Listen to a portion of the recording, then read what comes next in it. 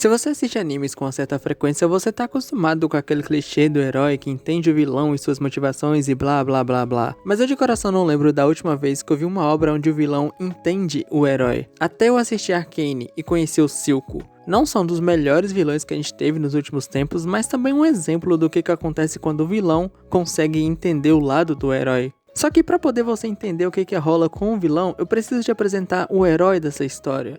A gente tem o Vander, que a primeira cena que a gente vê dele é numa ponte, vendo o que basicamente vai acontecer toda vez que a cidade de cima e a cidade de baixo se enfrentarem. Um monte de gente vai morrer em vão, e na maioria das vezes, as mortes vão ser basicamente das pessoas do lado de baixo. E para completar, o Vander acaba vendo duas crianças olhando para os pais mortos deles. Pais esses que morreram por causa dessa mesma briga. Então naquele momento, o Vander desiste disso e adota essas duas crianças. E mesmo tendo a sua preferida, ele acaba criando as duas como filhas. E a gente acaba cortando por alguns anos, onde o Vander é o líder do pessoal lá de baixo. Não oficializado, mas todo mundo considera ele como um líder. O problema é que essas crianças acabaram fazendo uma merda muito grande. E o que o Vander decide fazer? Não só passar pano pra isso, como passar a mão na cabeça delas, botar toda a cidade e as pessoas que ele deveria proteger em perigo. Depois disso, ele acaba assumindo a culpa pelo que elas fizeram e tava pra se entregar no lugar. E não só isso, no momento que ele acaba perdendo a vida por causa de toda essa situação, ao invés de ficar brabo ou falar qualquer coisa, ele simplesmente encoraja a Vai, a filha preferida, por assim dizer, a continuar protegendo a irmã. Mesmo nos últimos momentos, o que ele faz não é nada além de continuar sendo aquele pai adotivo que ele se tornou. Isso é uma coisa que o Silco simplesmente não conseguia entender. Ele não conseguia assimilar a ideia de que o Vander estava sacrificando todo um sonho, calma que eu já vou explicar, que os dois tiveram, botando todo mundo em segundo plano, simplesmente por causa de duas garotas que ele considerava como filhas. E agora que você já sabe o básico e ao mesmo tempo a coisa mais importante sobre o herói, a gente pode conversar sobre o vilão. O Silco é basicamente aquele vilão que você já viu várias e várias vezes em vários lugares diferentes. Ele é frio, calculista, tá sempre 2 passos à frente, muito dificilmente você vai ver ele reagindo de alguma forma que não seja a feição séria dele. Isso vai acontecer durante toda a série, com uma exceção, mas a gente vai chegar lá. Além disso, o Silco simplesmente não vai desmontar em situações onde você veria os vilões desmontarem. Ele vai permanecer exatamente, e a pouca mudança que ele fizer, não vai demorar muito para ele se recompor. Além disso, ele também é aquele clássico vilão que você já viu várias vezes que não tá nem aí para o que ele precisa sacrificar. Pode ser um pirralho, pode ser um velho, pode ser uma mulher, pode ser um homem, ele não tá nem aí, desde que no final do dia ele consiga chegar mais perto do objetivo dele, que é Zal. Ou melhor dizendo, a nação de Zal. Mas a pergunta que fica é, como esses dois se conectam? Então, no passado, tanto o Silco quanto o Vander foram melhores amigos, quase irmãos. Até o momento em que os dois acabam brigando e essa irmandade se desfaz. E é bem fácil de se entender o porquê. Enquanto o Silco mantinha os objetivos que eles tinham antes, o Vander já não queria mais, ele já não via mais sentido naquilo. Então, obviamente, isso gerou uma briga entre os dois. Uma briga essa que o Silco, até hoje, não sente nenhum remorso, ódio ou qualquer outra coisa. Muito pelo contrário, ele acaba levando isso como um certo tipo de gratidão, porque a partir daquele momento, daquele dia, onde ele quase foi morto por alguém que ele considerava um irmão, foi quando ele mudou. Foi quando, digamos que o Silco que a gente conhece agora, nasceu. Mas isso não quer dizer que ele vai desperdiçar as oportunidades que a vida dá.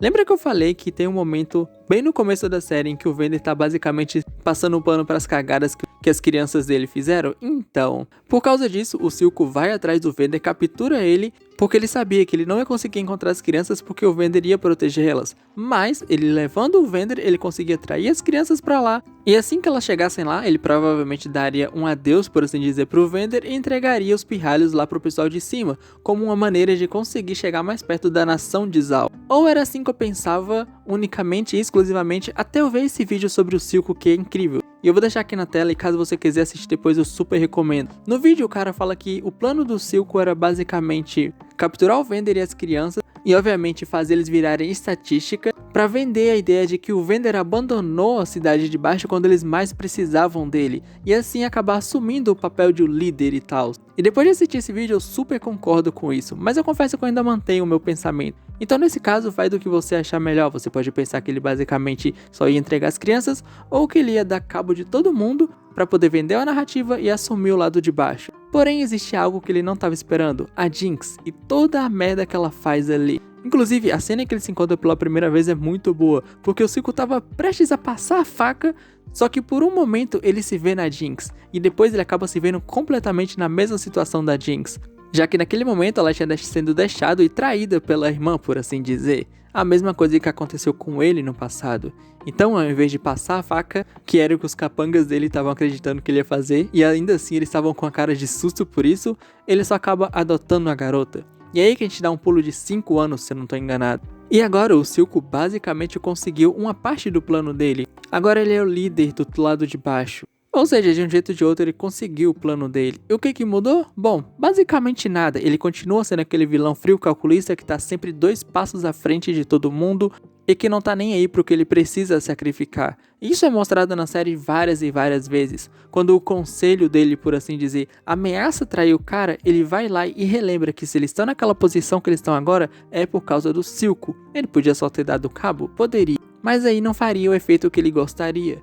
Quando o Marcos, que é um policial corrupto, por assim dizer, ameaça trair o cara, o que ele faz? Vai até a casa dele e ameaça a filha dele, pra mostrar que se ele fazer merda, ele tá lascado. Além disso, o Silco continua sendo aquele cara que não aceita desaforo. Se você falar merda perto dele, ele vai fazer você pagar por isso. E é como eu disse, esse time skip ele não mudou nada, exceto quando a gente fala da Jinx. Aí nesse caso você pega basicamente quase tudo que eu falei e joga ao contrário. Eu vou tentar ir por ordem, por assim dizer. A primeira vez que a gente vê ele interagindo com a Jinx foi após ela ter feito uma cagadinha de leve. E o que ele faz? Ele passa pano pra isso e passa a mão na cabeça dela falando, ó, relaxa, tá de boa. Não só isso, como ele ainda meio que ajuda ela a superar o momento difícil que ela tá passando. Quando a Jinx faz uma cagada ainda maior e ele vai lá questionar ela, e ela basicamente zoa o máximo que ela pode com a cara dele antes de mostrar que ela conseguiu uma joia Hextech, que era algo importante, ou uma gema Hextech, chama como quiser, o que o Silco faz? Ele simplesmente aceita tudo isso tranquilamente. Ele não fica com raiva dela, uma raiva exatamente do tipo, você vai pagar por isso? Ele só fica bravo por uns segundos e depois ele volta ao normal, meio que perdoa, por assim dizer. O que é bem curioso, porque digamos que se qualquer outra pessoa chegasse pra ele e falasse esse tipo de coisa, essa pessoa já teria pagado por isso há muito, muito tempo. E lembra que eu disse que ele permanece o mesmo cara frio, sério, 2 passos à frente e tudo mais? Isso muda completamente quando ele tá do lado da Jinx. Quando ele tá do lado da Jinx, ele mostra um lado mais fraco, mais frágil, com medo, por assim dizer. Lado esse que obviamente ele não mostra pra ninguém, a não ser ela. E se você notou onde eu tô querendo chegar, a Jinx acabou virando uma filha pro Silco. Só que o ponto-chave aqui é que o Silco não percebeu isso ainda. Ou talvez ele já tenha percebido, mas ele se nega ao máximo a acreditar nisso. Mas você lembra que eu disse que o Silco está disposto a sacrificar o que for para que o objetivo dele se conclua, não importa quem seja ou o que ser? Então, isso muda um pouco no momento em que ele vê a Jinx toda machucada e à beira da morte. É nesse momento em que ele percebe que a Jinx, esse tempo todo que ele jurava pra si mesmo ver apenas com uma ferramenta que ele usaria para conseguir os objetivos dele, não era só uma ferramenta.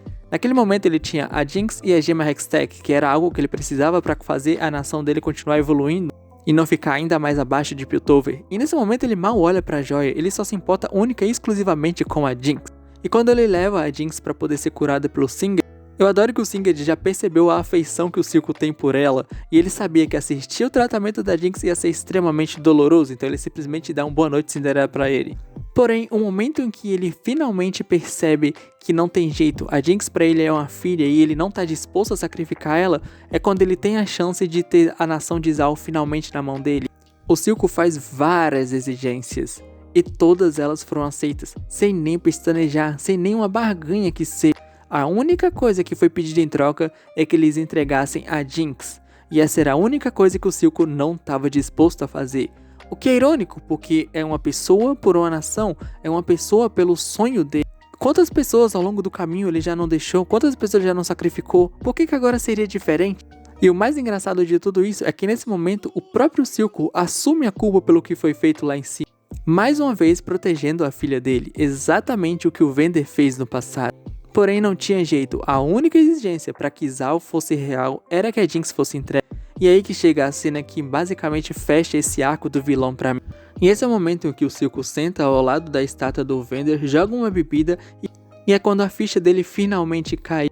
A garota que ele via só como uma ferramenta, alguém que ele iria usar para poder alcançar os objetivos dele, tinha se tornado uma filha para ele. Alguém que ele não estava disposto a sacrificar por nada, nem por ninguém. Alguém que ele colocaria acima de todo o sonho que ele lutou até esse momento. Alguém que, se fosse necessário, ele se sacrificaria, ele tomaria a culpa. Exatamente como no passado o Vander fez. Uma atitude que ele não tinha entendido na época, mas agora ele entende. E o que eu considero a cereja do bolo, na minha opinião, é o ato final que o Silco faz. Porque afinal de contas, ele morre pelas mãos da Jinx, mesmo que por um acidente, etc., foi pelas mãos da Jinx. E em vez de falar qualquer coisa que pudesse estragar, e em vez de ficar bravo ou odiar a Jinx, ele simplesmente continua falando a mesma coisa que ele falou durante a série toda. Don't cry, you're perfect. Até nos últimos momentos, mesmo depois de tudo, ele continuava considerando ela como uma filha. E de alguma maneira, mesmo que com palavras, ele queria proteger ela. Quando eu me toquei de que a gente tinha um vilão que simplesmente entendia o herói e não só isso, como acabava na mesma jornada que ele, eu falei, caramba, que incrível, eu preciso falar sobre isso em algum lugar. E agora que eu já falei, só me resta dizer, assista Frieren. Bye!